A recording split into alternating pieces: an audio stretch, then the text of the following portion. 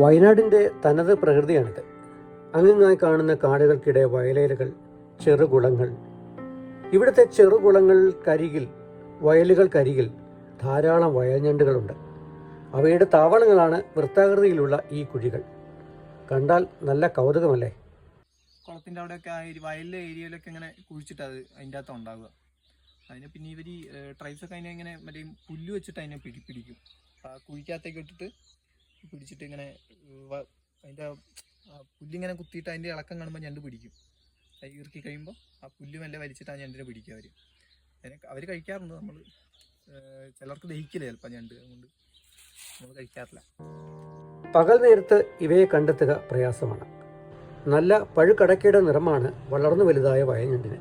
കുരുമാത്തി, കരഞ്ഞണ്ട്, പാറാങ്കാലി, പൊക്കാളിഞ്ഞണ്ട്, കിരിയില ഞണ്ട് തുടങ്ങി ധാരാളം ഞണ്ടുകളെ കേരളത്തിൻ്റെ മറ്റു പല ഭാഗങ്ങളിലും കാണാം.